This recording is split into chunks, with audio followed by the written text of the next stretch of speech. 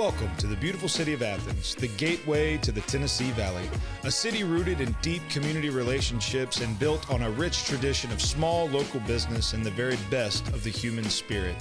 As Athens embraces the future, the signs of progress are in full bloom. Join us as we discover the bright spots in this charming southern city that we call home. This is Hometown Heartbeat, Athens.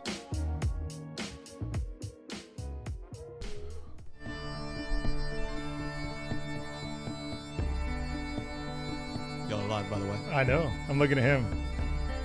What's up, everybody? Hometown Heartbeat. Tyler, scoot this way some. I think we got our camera squeezed a little tight there, Connor. Can you zoom it out some? It's hard for me and you to get in the same frame. No, I know. It's two big fellas there. Let me tell you, we packing them in here, baby. Zoom her out. Hey, yeah, that's a lot better. Look at that. So what's going on, everybody? Today is Friday. I've said it's Friday like every day this week in hopes that it would be Friday. You made it. Today it's actually Friday. But before we get started, let us check in with Connor, and Davis. How are we doing today, fellas? Doing good. These guys, thumbs up. Threw together the show in pretty short notice, so I'm not surprised we had one small hiccup. Oh, well, if it's one, I can deal with one, and one's better than, it's almost like you expect one, you know, when you do it every day for 45 minutes. Yeah, no, look, this is, today is day number, we've stopped counting them, I guess? 54. But you've done them in a row, consecutive. Really? Yeah. We missed, let's see, we didn't do one, was it yesterday we didn't do one? No, day before we didn't. Wednesday we didn't do one, and why was it we didn't do one Wednesday? We were going to the station. That's right. We were at the radio station, which is something that we're super excited about. It looks like we are not going to be doing it on the 8th, however. We're going to be a day or a week back on that, by the way. So Robert Rigsby says hello. He likes the intro music. I hope he's talking about the old bagpipes there, because I like the bagpipes. Robert Rigsby's he's our super fan. You have a super fan? Yeah, you need to talk into that. Yeah, it's something that I have no idea. There it is. Look at that. Hands. He's so nervous right now. Yeah. He's shaking. He was once Decatur's most eligible bachelor, and now he's Decatur's most dad-bodded dad. And he said, "Hey man, dad bods are in." And I said, "Look at me, I know I took it to the extreme. It's not cool. On that one. It's not cool when you take it to the extreme. By the way, you gotta put limits on your dad bod." And I was not. I've never really been good at limits in my life. I'm more of like an all or nothing kind of guy. You're at one end or the other. Oh, and I am at one. Let me tell you, I'm at I'm on the heavy end here. You know what I'm saying? So today, today we I've been telling Tyler he needed to come and join us for a few weeks now, because Tyler is he's got his hand in a little bit of everything over there, and he's a guy that I look up to a ton in business, and a guy that has tremendous background and experience, done a lot of things, but now you're heavily involved in the restaurant area of business. And so Tyler owns my favorite restaurant to eat at, I think, on outside of Huntsville, definitely, because there's a po' boy downtown that I would that just wear you out down at that Cajun place, whatever it's called. I don't know. I don't either, and they don't pay for advertising, so I won't say it. But the rail yard, right? the rail yard is I took my wife there once. Actually, I didn't know Tyler at the time. Mm-hmm. And I had a friend of mine, Glenn, was like, "Man, you got to go to the rail yard over there. You got to go check it out." And Glenn. We did. But he also sent me to another place in Decatur that's not owned by you, and we talked about the other day. It's like the name of a boat captain or something, whatever it's called. And I got to stay out of all that. Different experience there for me. Tyler has no experience there that he would speak of. That was me. That was all Zach Walker speaking there. But the rail yard has the best food. You guys. So talk me through this, because I've always wanted to be in the restaurant business. Mm-hmm. No, you don't.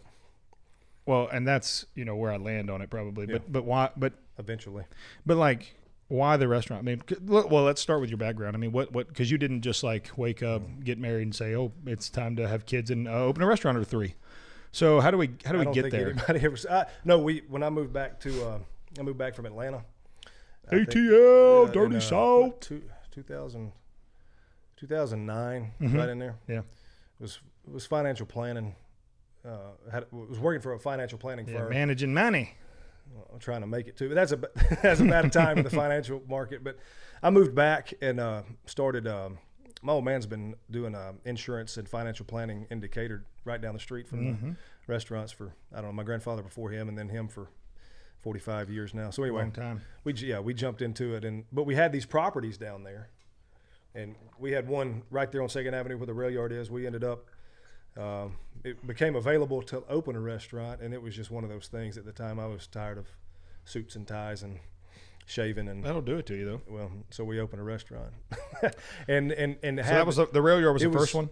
Yeah, we had Bill Harden was was actually the chef that was there at the previous establishment that I didn't own, and kind of went to him and said, "What do you want to do? Yeah, you run it. We'll figure it out. We'll do the marketing. We know the people. We know the network. Let's figure it out," and kind of change the concept. And I was the concept guy. He was the food guy, and it went from an executive chef type restaurant, to where we were just people coming in left and right. And so we changed up the kind of the way that we did the business. And he's moved on to another job at this point. I'm still staying in contact with him, but man, those first 3.5 years were crazy. Sounds like it. But talk through that a little bit, because a lot of people are listening to you right now saying, like, what concept guy, food guy, like there's a lot that goes into restaurants that's not necessarily like there's a lot of great chefs that don't succeed. There's a lot of great food that doesn't sell. There's a lot of great concepts that don't work. And so there's a mix there. And I'm gonna put my spin on the rail yard and kind of how I describe it to people. And you tell me if this is what you were going for or not. Because I didn't know Tyler. Like I said, the first time I went to the rail yard was before I'd been introduced to Tyler.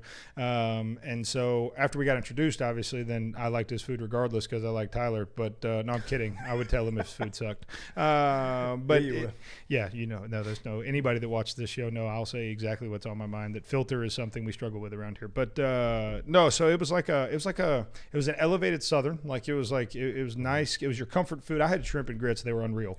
And it was Southern comfort food, but it was elevated. It was fresh sourced ingredients. You could tell it was a chef restaurant. It wasn't a line cook and everything. Like there was some thought that went into that. The menu changed, it seemed like, and you had specials so it was one of those things that like we don't have a ton of those around here.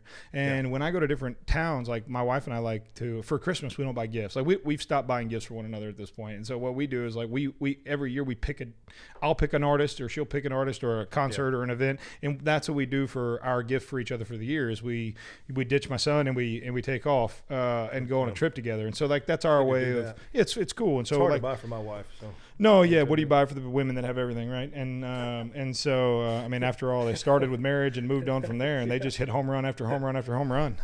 Good for you. They did. You're a very positive person. That's for sure. Positives. I need you to talk to some people for me and just let them know that I'm a positive person. I'm not fighting your fights for you, but I'll put in a good word. No, that'll work. So anyway, so we love Atlanta. You come from there. Like we just like going places where literally you ask the cab driver or the Uber driver or the whatever, and hey, where's the cool local spot that we like. I like to pay for good food, but I don't like. It's a long way from like a $25 plate to a $100 plate, and at $100 you don't get a whole lot more, in my opinion. You might be paying for a name like starts with the M, ends with Orton's kind of a thing, and so. We like finding those smaller, and it's a movement right now in the restaurant world. Yeah. I mean, it's a farm fresh, locally sourced restaurant. That's right. Yeah. No, and so it's really cool. And so Decatur has a couple of those, which is unique. Athens does. We have Rose, which is we love Rose. I mean, Rose is a local spot. They do great food and all that. But outside of that, I mean, it's a lot of chain stuff that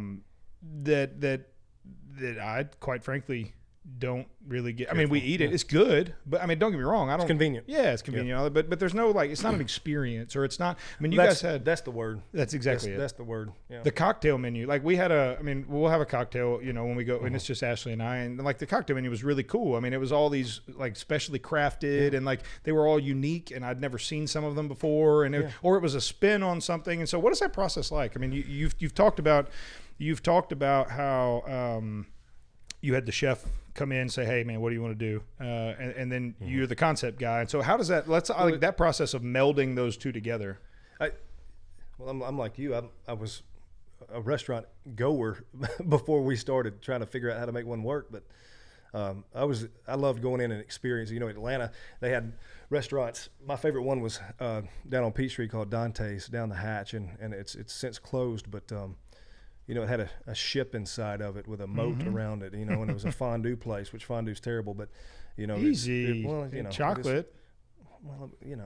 it's just weird. You know, I don't want to cook my own food when I go somewhere. You know no, what I'm saying? I mean, not paying for you to cook it. No, I get that. But you had wax sculpture. It was just the experience. You would go in and hang out, and they had, you know, alligators swimming around next to. Anyway, but not that we could do that in Decatur. But We might could. You want to try it? I'm not. Tiger King restaurant. Tigers in your restaurant. I'm just saying. Did you see that? Did you see that? She won. I never she got won into the zoo. It. I don't know anything about it really. I watched the trailer and maybe a few minutes of the first one that came out. No, that's impossible. If you watched any minutes of the first episode, you'd have watched every single one. Maybe I had to go somewhere. No, it's impossible. Yeah, no. Even my father watched Tiger King. Like one day he called me and he was like, that beep, Carol Baskins, and I'm like, Dad, what did you just say to me? Like, we're not. I think through the. Anyway, back to what we were talking sorry. about. But he asked what we were going to talk about today. I said whatever I want to. So I think the thing about Decatur was that I knew kind of front and back was the history. Yeah. You know, that's the only thing I had going for me in that building because I grew up in it. You know, the Brick Deli, which is still a staple downtown. Sure. That building burnt down in 2006. And the same people that owned it, they moved down the street to the corner of Moulton and First. But it was rebuilt. Grandparents rebuilt it or whatever. So the history of Decatur has always been kind of a big deal. Yeah. So we were initially going to name it like a steakhouse, you know, T.H. Alexander, who was the first postmaster of Decatur right there. We were going to name it that, but it sounded like a high-end steak place. Yeah, I would have been out. Well, I'm and kidding. I'm kidding. There's a lot of those anyway. Sure. And there's already one that's called something like that. What is it called? It's coming to Huntsville, I think. I don't know. I'm not the restaurant guy. Yeah, I'm not either. I forget what it's called, but anyway, it's after a guy's name. So then we were going to call it the Stable because it used to be That'd a be cool. stable. Yeah. But come on, if you're going down and you're eating high-end food, you don't want to be thinking about Horse crap. And you know, it's a concept. So if somebody No, your chocolate pie would have been a hard sell. I'm just saying. Yes, it would. I'm just saying. Yeah, if absolutely. it was the Stable, I probably would stay away from the soft chocolate stuff. What kind of meats in the tacos? Yeah, that's right. Meat? No, easy. You can't even say that nowadays. No, what is it? America's Got Talent. You know, Gabrielle Union, Simon Cowell made it, or no, it was who was it that made a joke about it? We talked about it the other day. Who was it? Jay Leno. There it is. Jay Leno made a joke. You not hear meat? about this? So America's Got Talent. We're going to take a hard right here, so hang tight. If you tuned in for restaurant tourism, you probably tune out now because we're on the warpath now of it's like a NASCAR race. We're just constantly turning. Is it right or left? It's left. Are you sure? I don't know. Connor, I think it's left. When they're going around NASCAR, it's yeah. left. Oh, Davis. I think is if in you the back turn shaking right, his you're head. in trouble. After all, he does go to Alabama. I'm sure he knows NASCAR. So I'm kidding. I kid. Davis is mad. No, America's Got Talent. Gabrielle Union. It's Dwayne Wade's wife, I guess. Yeah. She's a judge on there, and she like quit, bounced, left, whatever, and was mad because there was a racist comment, and the racist comment was.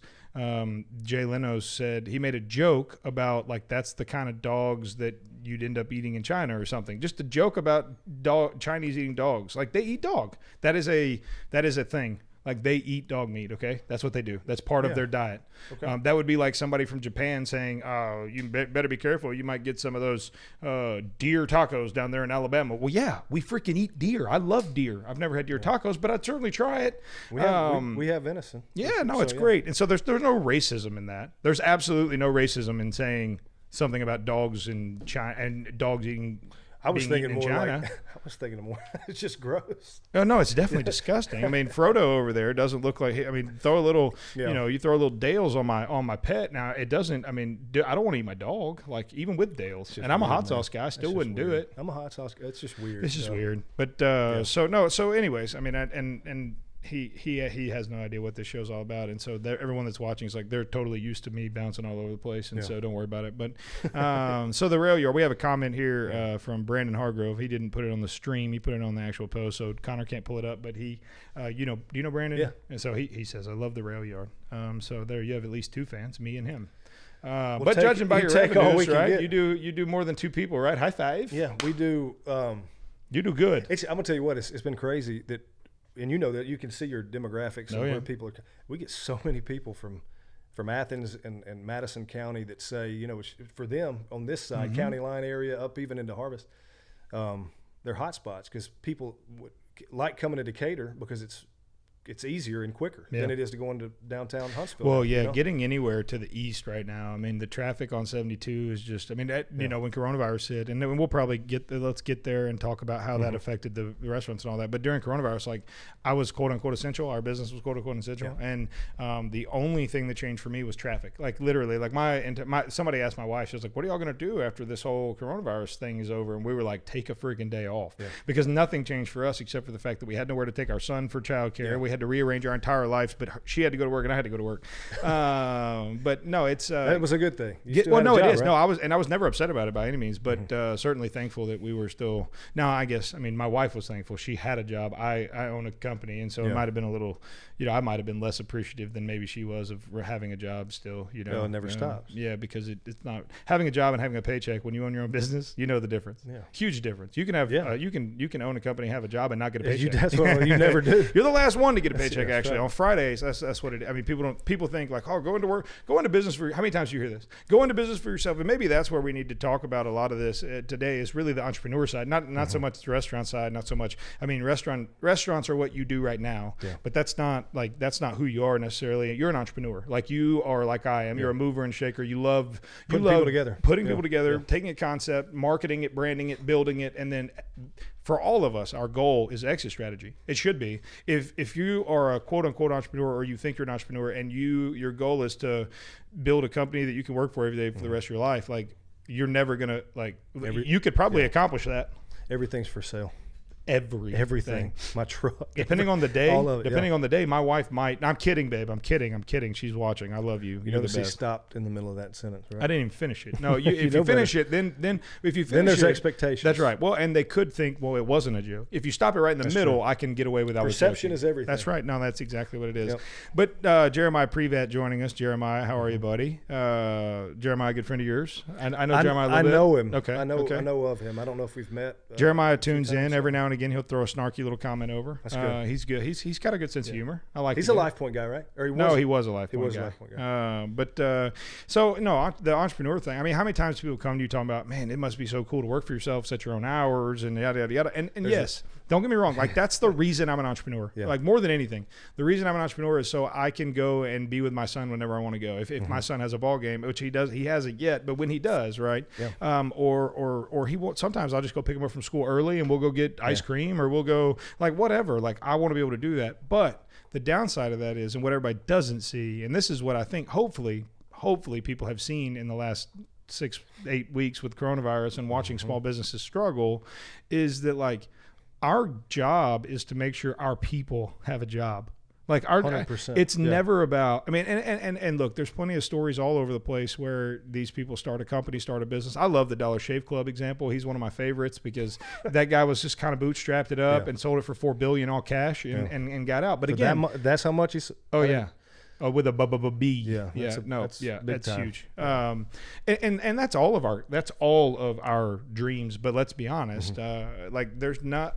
What you and I are both doing right now is not the exit strategy for us doesn't look like it does for maybe a Silicon Valley or a tech startup or whatever. The difference in that also is most of those guys will start with 7 figures in seed round investing that they can, you know, it'd be one thing. I tell you what, if anybody's listening out there and you want to throw 7 figures at Tyler and I, we will absolutely build you a business and I guarantee you we'll make you money. But that's just. Wouldn't hesitate. And because we talk about it all the time. We just had like literally before we came on the air, we were sitting in a meeting talking about a multi-million-dollar development opportunity that is real, that's absolutely profitable. There's no way to lose on it. It will not lose. But again, you got to come up with 7 figures to start, right? Yeah. And so, you know, entrepreneurialism or entrepreneur, whatever. English is hard. Any combination of those. Yeah, entrepreneurism it's not what you think it is. And if you've ever done it, a lot of you think you've done it, and you were a wantrepreneur or you had a hobby. Entrepreneur, like there's a fine line. Oh yeah, you've got to get to a point where, and by the way, spending money doesn't make you an entrepreneur. I tried that, and it just makes you broke. You know, that's true. You know, we start looking through revenues and we start looking through amount of money, and and it's crazy. Like it's changed the way I view a dollar even. Like, and it's not like in my life. Like in my life, if I have $100 in my pocket, I'm killing it. Like that's a lot of money. I'm like a normal American. I live in a normal small house. Drive a decent, got a new truck, but that, company truck, but we have nice things. We're comfortable. God's provided for us in a great way. But at the same time, like I can't just get on a plane and go. I can't just, buy a boat or Anna buy and Oliver went to the beach, last week. And I was like, we're in a pretty volatile time. And that's terrible. Yeah. When your family's away and Well, and that's the conversation. It was a rough week. That's the conversation I've been having with myself lately. And this is what you're going to start to understand why I love this so much, because it's cathartic in a way. Like I get to get here, and we do have an audience. People are watching. There are people listening on the podcast that downloaded this off iTunes or Spotify, and they keep coming back. So it's cathartic for me, but it's also the information's real because we're honest about this stuff. And the conversation I'm having in my own head right now is like, we're killing ourselves, dude. We're working. Here at Cotton Row, like we're running wide open. You came in on a Friday around 2:15, and it's been nonstop. And the feeling. It's not anything out of the ordinary for you, but a lot of people if they come in on Fridays, they're like, oh, it's a great day. It's Friday. It's the end of the week. Friday is the most chaotic week or day of my week because it's payroll, it's bills, it's accounting, there's all the loose ends to tie up. Yeah, when you go into we go into a weekend where we can't get anything from a vendor. That's right. And so and the conversation we're having right now is like, dude, is it worth it? Is it worth it? And I say that not to say that we're going anywhere or we're shutting anything down, but the conversation, like if you're good at being an entrepreneur, it's only because you've been bad. Like I've never met anybody who was a great entrepreneur from day one and didn't, like, you're bad at it when you start. Yeah, somebody told me a long time ago, if you're going to business with somebody who's never failed, then you might want to rethink it. Does that make sense? I don't like dealing with people or it's very iffy if you go in and somebody's, maybe it's their pride, but it's also, I've never really lost any money on anything. They're either a liar. Question that. Well, they're either a liar, one, or two, and we've seen this. You and I have both seen the daddy money entrepreneur kid that had everything. All you have to do, son, is don't flunk out of Alabama. Yeah. Like, and here's you want to be in a fraternity, great. Here's the check. Oh, here's your allowance. Oh, here's your truck. Oh, here's your insurance. Oh, here's your cell phone. Oh, here's your, and then by the way, as long as you don't flunk. Just don't flunk out. I'm going to hand you the keys to my 25-year-old business that does $10 million a year and is profitable and doesn't have any hurdles and doesn't have any issues as well. Like those guys are the guys. Yeah, it would be great, but I would never go into business with that guy. Like I wouldn't. I tell you what, along the same lines, I've got, and you've probably got people this way too, that they work just as hard as I do. They really do, and they take a lot of pride in their work, and you have to let them make decisions, and you have to let them come to you at time and express that. Look, I'm in control, but I'm only in control because I trust several people that can come to me and go, "Hey, we got an issue here." No, that's right. And I don't have to waste my time and my energy to try to figure it out. I trust them enough to go, "Hey, here's the deal. I understand. This is what we need to do. We need to take care of it." So and that's the big thing about it. And it's like that again, I'm sitting here trying to figure out, like, how do I pivot? Like I've spent a lot of time wanting to be big.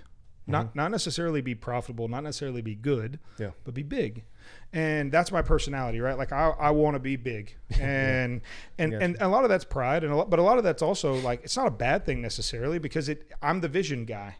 I'm the you talked about you're the concept guy, and you had a chef. And so if we take that and we translate that across business, like that's just one example in the restaurant business.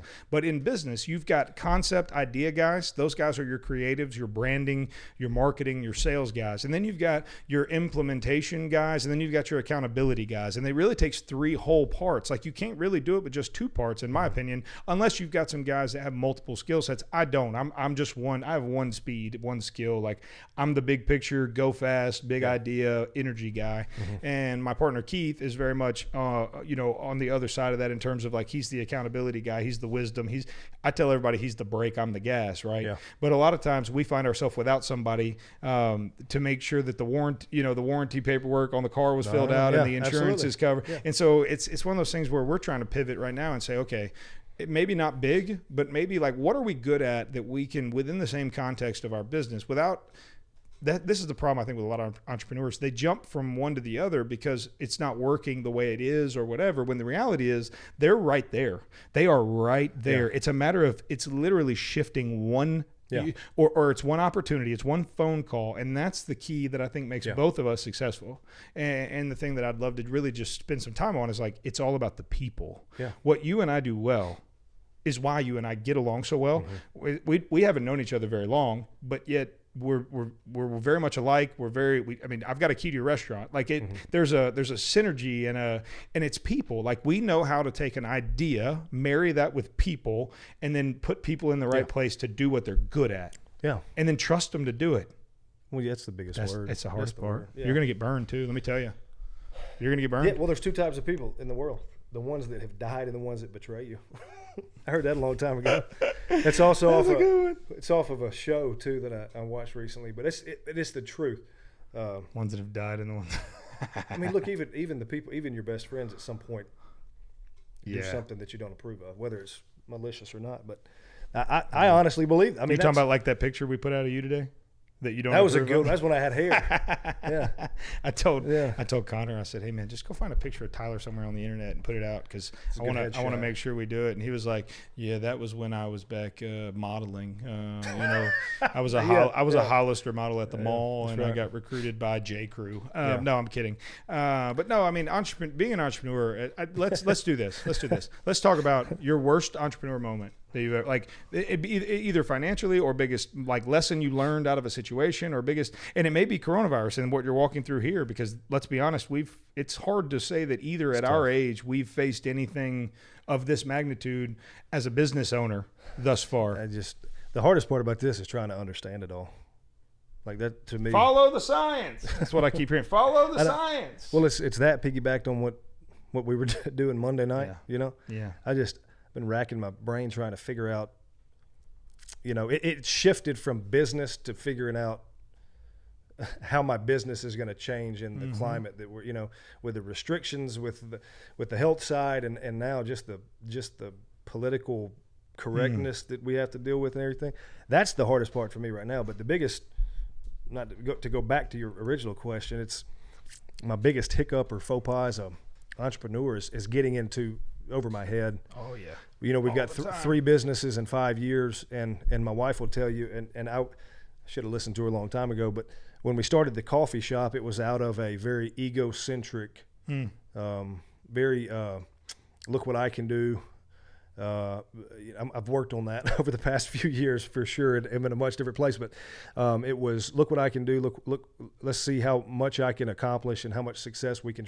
That was my motivation for it. So here we are, two restaurants, and then we're opening a coffee shop downtown in a newly renovated building with some guys that had, You're doing that now? Redevelop with a coffee shop. That's what we did. With High Point. I thought you were opening a fourth. No, she'd kill me. Oh, I have a bridge in New Jersey I'd like to sell you. But no, So what happened is when you forget that these people that the guys working for you are your biggest asset, and not your ego is your worst asset. That I finally found that out, and things started getting smoother. Not just because I understood what I was up against. I was up against myself, but then you start relying once I realized that I was my biggest hang up. I was doing things on a very egocentric agenda. Well, and that's so it took my focus off of what I should be, which was thanking everybody that was doing their job and knocking it out of the park. Well, and here's the thing about that I try to tell people, and we're very straightforward about our faith here and what it means, because the reality is you and I both have a story that would look very different without Jesus. And if you want to know mine, there's a record somewhere out there. I'm sure you could go find if you really wanted to, because Jesus had not yet penetrated my heart, and religion had penetrated my life. Yeah. But I know this is good, but it can't save you. It can't save you. That water can't save you. That grape juice can't save you. That none of that can save you. It's Jesus. And so, and the tie-ins here for me are probably what keep me going more than anything. Yeah. Like as I walk, because dude, the last 6-8 weeks, I guess it's been longer than that, probably 9-12 weeks at this point. It seems like it just started. It seems like coronavirus just happened, but it's been like 3 or 4 months, right? Yeah. And so, it's been the hardest of my life. outside of Jesus, like before that, like I put myself in some really bad spots, and I had some really rough goes because I was an idiot. Yeah. But then I got right, and my life changed, and my wife and my son and Jesus and faithfulness and obedience and all these things. And I'm like, man, life is going to be so. Business should also parallel, and it should be. Yeah, it doesn't change, and it doesn't. And so this whole thing has been one of the hardest things I've ever been through. And what I wanted to say about that is, like, it's so funny, everything you're talking about. I'm listening to you talk about this coffee shop that you opened up out of pride or out of whatever, fill in the blank. And you and I both are big personality, prideful, cocky. We played baseball. Baseball players are inherently cocky because that sport is a sport where you fail 70% of the time and you're the best on the team. There's no way that someone who doesn't have self-confidence or whatever can continue in that sport because you have to be willing to fail 70% of the time and still think you're better than everybody else. And so it breeds that in people. Not good. I'm not, like, if my son plays ball, I don't want him to wind up prideful like his dad, but I do want him to have confidence in what he does. And that pridefulness, like, it's so funny to me how you're talking about, like, the breakthrough for you business wise was learning that your pride and your ego had to take a back seat to wisdom and to trust and to other people. And in the same way in our lives, it's so funny because I'm listening to you talk, and it's like, wait a minute, that was my life prior to Jesus. And it's just cool how God works and all this stuff and really makes it all, like, it's like the blueprint for life is also the blue, like, hey, it'll work in business too. Like it all the concepts are the same. And I don't know, man, it's one of those things that we've talked about a coffee shop over here. And it's one of those things where we've got that building downtown and it would be a really good place to do it. But it's like, again, do I want to take on something else that I don't know anything about, or that I don't? Would it work? Probably. There's not one in downtown. I mean, there's not a coffee shop down there. So, or there's one, but it's on. I mean, things are. I don't know what's going on. It's not. I don't know if it's going to reopen or what. But again, is that what I'm good at? Is that what I'm good at? And I think if I could say anything to entrepreneurs out there that have an idea, one, find a guy like Tyler or like me, because we would love to sit down with you and share. I mean, my partner and I, we do the little mini Shark Tank thing. We've got a little Facebook page out there. And, like, I love hearing from business, like, from idea people, because we have been fortunate to be able to put a little capital behind something, or to be able to, but more than that, like, again, it goes back to Christ and my walk. Like, it's that discipleship piece of our biblical walk, but it's in the world and in business. Like, I love nothing more than walking with young people. There's two young men sitting right over here that are producing the show that have no reason to be here other than they want. It's a cool opportunity. They get to work with equipment maybe they don't have it in other places, and they get to learn a lot. And I've become great friends with Connor. I mean, Connor's been here with me through this whole thing, and we've grown in our relationship. And I asked him the other day. I was going to say, I'm sure you were watching, joking around, but I'm not even going to make that joke. I've seen a few. Because he's never seen any of it except for what I sent him, like, directly to his cell phone. But I asked Connor, said, has being here and listening to this, like, has it changed your perspective on anything? And he said, yeah. He did. Yeah. And it was like, wow, that's pretty cool. Like, there's a weight, there's a responsibility in that. Absolutely. James talks about it, and that's one of my favorite scriptures. Like, brethren, don't wish to become teachers, for teachers will be judged more strictly. Like, those of you that I give authority to, I also will hold more accountable.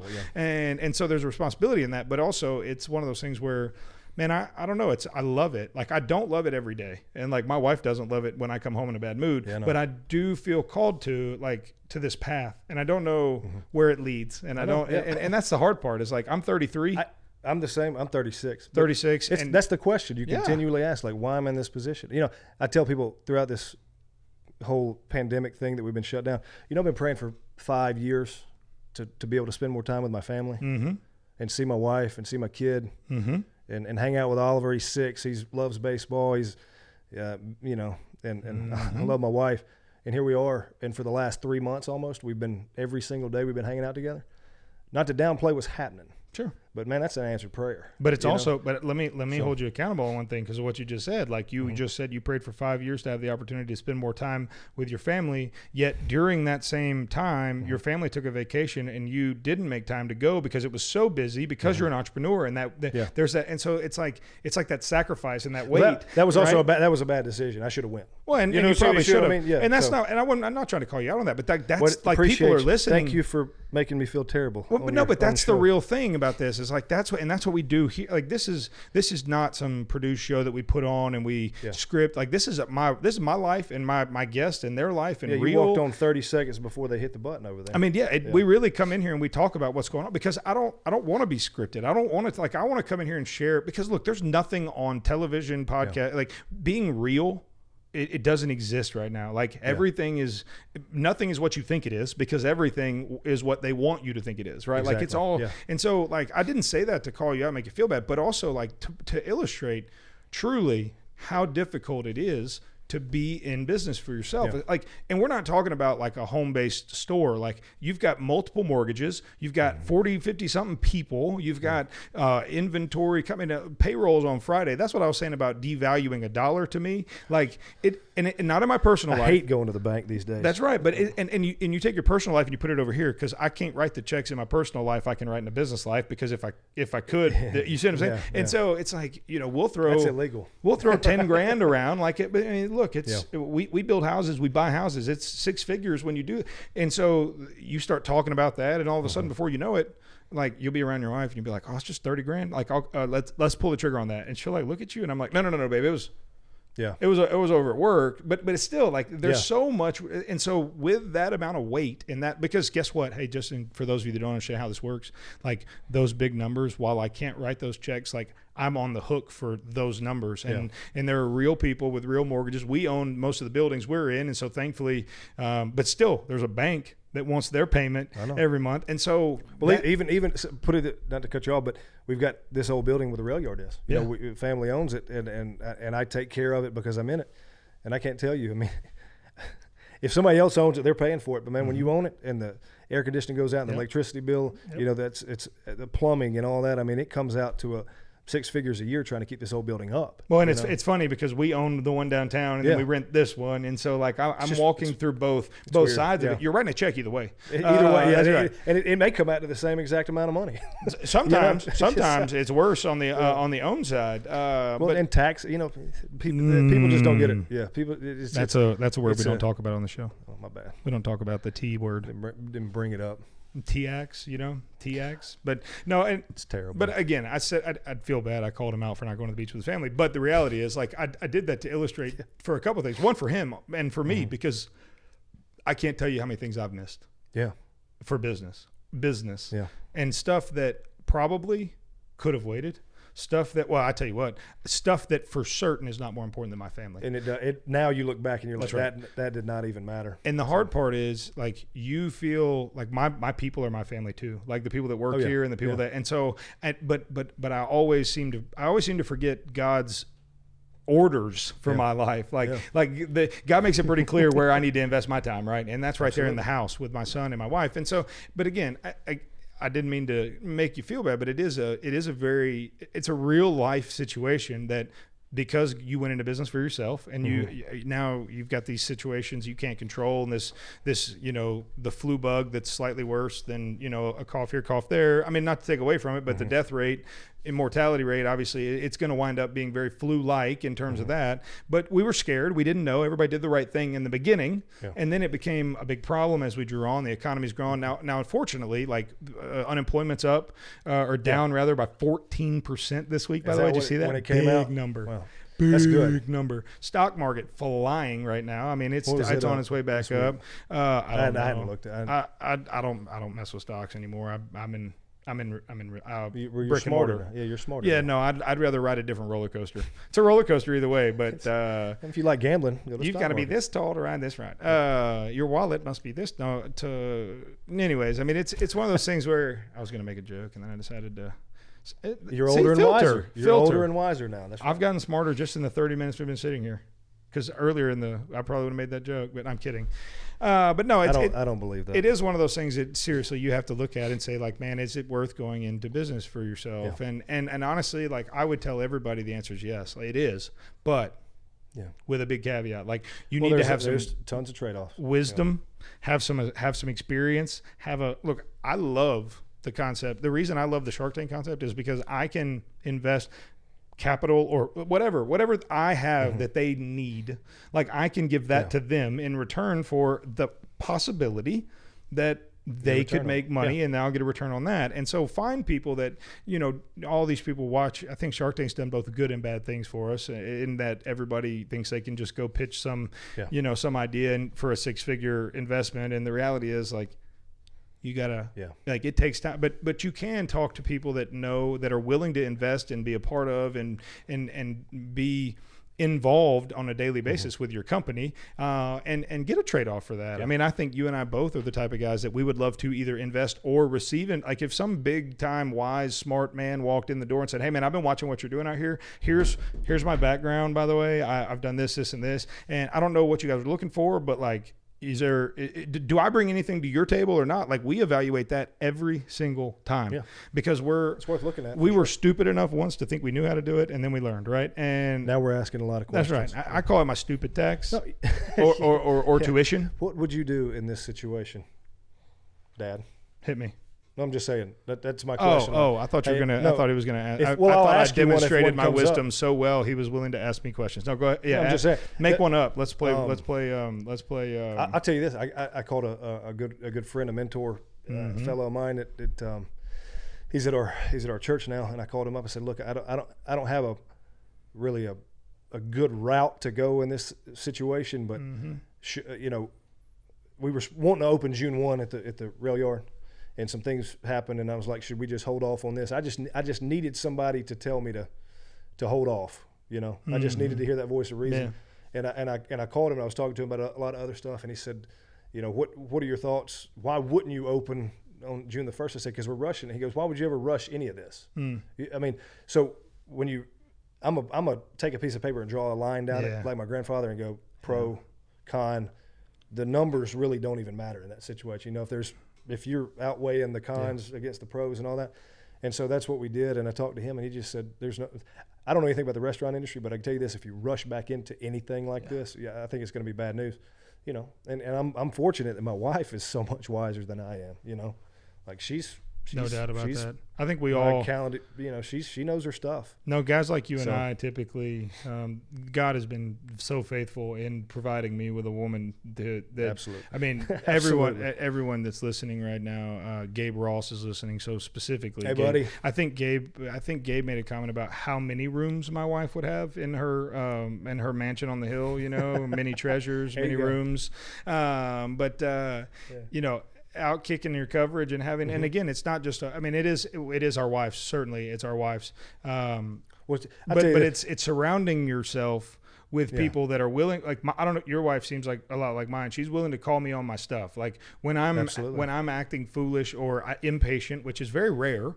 But I can't even say that with a straight face. Yeah. But she's willing to say those things and to be, but she's also like the most supportive woman on the face of the planet. Yeah. And even if she doesn't understand it, or maybe even doesn't believe it, like she's going to speak to me in truth and love and wisdom, but she's never going to tell me I can't do it. Yeah. Like because she, in her mind, she believes I can do it. Yeah. Like I can. And she knows that line. She knows if I ask him this question, and he can't answer those, he's not going to do it because he trusts me. He's smart enough. Yeah. Well, see, Anna knows, and one of the things that she does for me, among all the other things, is she knows when I'm asking her questions, but I'm not getting the answers I want from her, and she's like, you don't want to hear me because you've already got your mind made up. Those are fun. And then when she says that, I'm like, well, she's 100% accurate. No, sometimes we don't ask questions. Sometimes we do. Yeah. But we ask them simply because it's obligatory, or we feel like we need to. It's like the building downtown. I expected to walk in. We had just bought one just around the corner, and it hadn't been 3 months. Yeah. And this building comes up right in the middle of downtown, and I'm like, I don't know how in the world I'm going to walk in here and ask my wife if we can buy another building that we don't have a plan for really either of them, quite frankly. Yeah. And it was funny because I was expecting that, and so I went in kind of not, but like God had, that building was supposed to be, and God's used it in a tremendous way. We've had church services. When I walked in, I'm expecting her, and she goes, buy it. She was like, I don't know why, but I feel like that's that's the one. And it was like, and then you holy fist pump. crap. Yeah. You're like, it's good because I already signed the contract. You didn't get that far down to it. But it's well, like, Anna, she's got her own business. She runs yoga, right? Yeah, she's got a bar studio. Yeah, me too. I'm big into yoga. You may need to go see her. No joke. Will they make me less dad bod? Well, that's in right now, from what I understand. But yeah, but like we said, I've carried it too far. I don't know. Dude, she's intense. Like she gets into it, and but she's managed businesses in the past. I'm kidding. She's got one of those too. Oh, that seems kind of fun. I'm kidding. I would hate it. Go ahead. She's managed businesses. I didn't mean to. She's just very business minded. She gets it. She knows people. She's very humble. Like I should have utilized the fact that she was better than I am at this stuff. A long time ago. But that would have required less pride and more. A lot of times, our wives are supportive and they're very nurturing and they're very like my wife. I could never like. I would be a terrible father without my wife as a mother, because she's taught me a ton about, like, I love kids and all that, but I also have no patience. I'm pretty rough, and I'm pretty rough around the edges sometimes. Like I say exactly what I'm. So watching my wife nurture, she's taught me a ton, right? But my wife, she doesn't do business. She doesn't, like, that's not her gig at all. And so it's funny how, like, but she's learned enough by watching me make mistakes. Like, she's learned enough to ask me, like, she's never going to sit there and ask me for the P&L. Like, she's not going to, hey, let me see the P&L for last. Let's get let's get a cash flow statement going. Like, she's not going to ask me those questions, but she does know how to ask those very questions without saying anything about a P&L. And she's just learned. I see what you're saying. And it's been fun, because there are times that you're like, no, I don't, I made this mistake once. My wife's a physical therapist. Okay. When I say this, I know it's just going to be suck the air out of the room. I looked at my wife and I said, I don't come in and tell you how to stretch a hamstring. How'd that turn out? Like, smack, she didn't hit me, but she wanted to. She did with her eyes. Her eyes smacked the snot out of me. I don't dislike the comment, but I'm just very disappointed in you. Yeah, no, that's right. No, and so that's I hear you. Yeah, I tell you this, it seems like Ashley's the same way. Anna is she's given me a lot of credit. Yeah, when I probably didn't deserve much of it. Does that sound familiar? Oh my! You talk about build you up because you getting beat up. Like, dude, I'll come in from work like I'm just a whoop dog. Yeah. Like, I'm talking about I've just been beat left and right and up and down, side to side, and my wife will know that. And I might have forgot to trash too, but that's not the day that we're going to talk about that. And she'll come in and she'll be talking about how proud she is and this, that, and the other. And in my mind, I'm like, man, there ain't nothing to be proud of. And the reality is, there's really not on a business side. I made a bad decision or I made whatever, but she knows that, like, she loves me, and and that's the biggest thing about being an entrepreneur. Honestly, you've got to have that support. And it may be your wife. If you're married and you don't have that support, don't be an entrepreneur, because it will destroy your marriage. It'll destroy your life. But if you're not married or whatever, like, it's all about that support system. And it's about, for you have a family of people that have been in business and have been, and you've got the people that you trust. And then when you find people like Tyler and I, we were introduced actually by Gabe at a lunch, and we hit it off. He's a baseball guy. I'm a baseball guy. He loves Jesus. I love Jesus. He plays guitar. I play guitar, and we're both crazy entrepreneurs that, like, literally, I'll be like, hey man, you interested in doing blah blah blah blah? And he's like, ooh, let's run the numbers on that. And we talk through stuff and we kick stuff around. And at some point, we'll jump into business with one another and doing something. But, like, you find yourself people that are like-minded, that are wise, that have lost, right? That have been there. If you haven't learned the lessons yet, you can't much help me avoid them. And get in a collaborative. Own them. That's the thing. Yeah. I love talking about those more than I do the success, honestly, because it's what, if without that, I would have never made it to the next one. That's real. I mean, honestly. Well, your mess is your message, just like your testimony. Your mess is your message. That's tweetable. If I had the old... I don't know who said it, so it's not mine. If I had the old Twitter box, I'd probably get on there, the old, face to chat or whatever it's called. Well, that's the thing, too, when, back to her. I mean, she doesn't let me feel shame and guilt like I used to put on myself, Isn't it amazing how... She comes up and she's like, look, you know how you can deal with that right now. Yeah. And that's... your vertical relationship. Yeah. Oh, yeah. No, my wife's the best because she'll like. There's one person in my life, and his name's Jacob Oldham, and he's probably he listens pretty regular. He usually listens afterwards, and then he'll text me and be like, "I disagree with ... and I'm like, "Uh-oh, buckle up." Yeah. But he's my guy, right? And he's been around. I mean, he was literally 6 years ago when I was a drug addict and God radically transformed my life. Their ministry and Jacob were some of the first people in our lives, and so Jacob's been from day one the Barnabas to my Saul, or to my Paul transformation there, my Damascus Road. And it's like, I know when I'm in trouble when she was like, "Have you talked to Jacob lately?" Like, it's out of nowhere. She'd be like, "Have you talked to Jacob?" And it's like, well, no, it's not me. Oh, you're saying I need to talk to Jacob. It's like gotcha. Yeah. Yeah. It's like you've got something there's something on your heart that's weighing up here, and it's clouding your decisions. And it's so funny how like you get that vertical relationship right, and everything else seems to fall. Now don't hear. Hey, listen. And I know Gabe's watching right now, so I'm talking to Gabe and everybody else because Gabe will call me out on it if I don't say it. I'm not saying you have faith in God, you'll be successful in business. That is by no means what I'm saying. But for me to make good decisions as a man, as a business owner, as whatever, like I have to have my compass straight. Like I have to have my map. I have to have, if you can't start you can't start the truck without the keys. Yeah. And so for us, we would say that as businessmen that are also believers and followers, that our map, our compass, our keys, whatever it is, comes from our our relationship with our Creator, because ultimately we've been down that road without Him. Yeah. I can't point to much of anything during that period of my life that was very successful. The phrase, the quote, Jonathan Edwards, the only thing you contribute to your salvation is the sin that made it necessary. That's a good one. Well, I like that.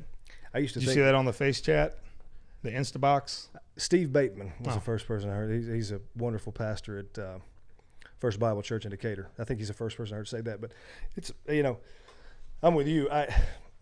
Look, when you get that right, my life, Anna helped me drastically change my life by understanding that, and understanding that I literally have done none of that. But it's a humbling experience that once you understand that, and I start taking not just the big things. Hey, I'm in the hole here. I got to pay this huge bill. I don't know what I'm supposed to do with this building.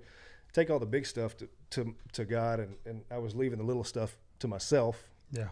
But then I started understanding that those little things outweighed the big things. Well, it's funny. The best example I've ever heard, and then we're gonna let it go. We've been at this an hour, but isn't it funny how fast it gets away from you? Have a good time, just get on here, start talking. You're just getting warmed up. I know, that's right. Which is why when the radio show starts, you can come join me. We'll have 2 hours. But it's like the throne, right? It's like the throne, and everybody uses this example of giving up control and the throne and this, and because it's a very biblical example. Well, it's like when you submit to Christ and you say, "All right, Jesus, sit on the throne, be the ruler of my life." But you say, "But I want this corner of the throne here, this business over here." Like you're not in the business of entrepreneur. Like Jesus isn't an entrepreneur. Like hey, let him worry. Let's let Jesus worry about like my sin and my lust and my language and all that. But like he doesn't write payroll checks. Last time I checked, he doesn't know HR. And so I'm gonna keep that part of the throne over here. I'm gonna keep my butt on that side. But Jesus, you can have the rest of the throne is yours. Jesus, like you just give me this. I want this, just this part. And it's like. It doesn't work that way. No. It just doesn't work that way. Like it's a complete. It's harder that way. Oh my gosh, yes, because guess what? He is in the business of business because he's in the business of people, and your heart and your decision making and your language and your mouth. When you're an entrepreneur, one mistake, you get on a platform like this and you say the wrong thing, or like.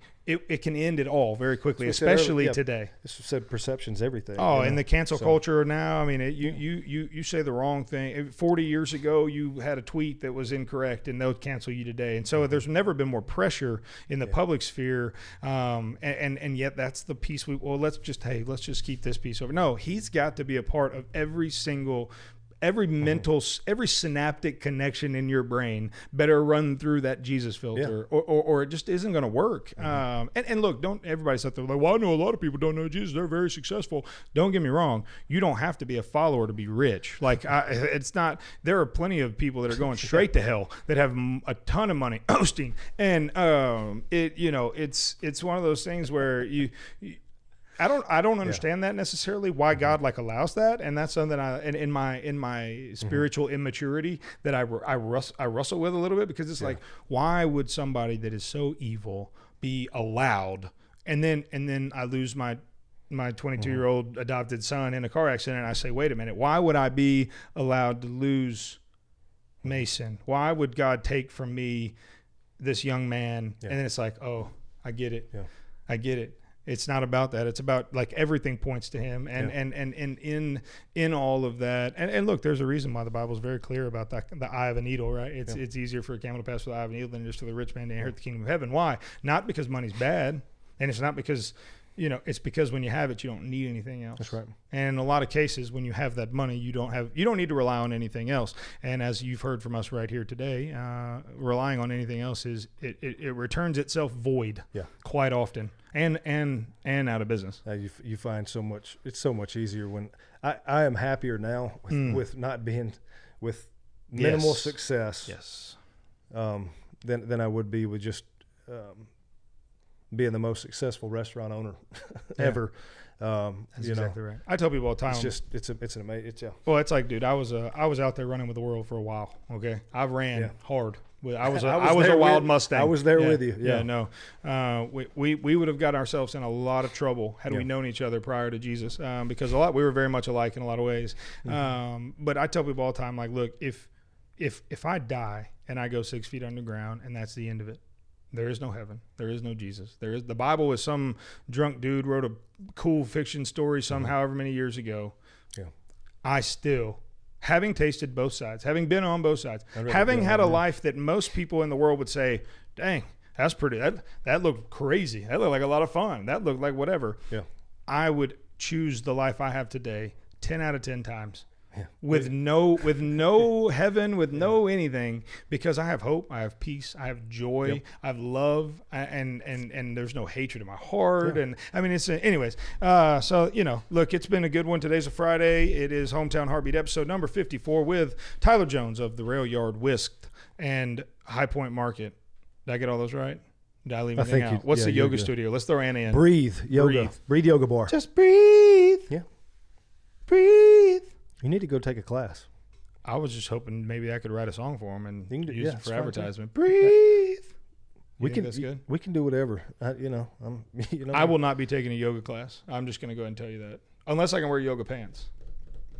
You don't need to go. Okay, that's what I thought. Guys, hope you guys have a good weekend. We will be back on Monday. As we said yesterday, we're not going to hit the radio until the 15th. So one more week of that.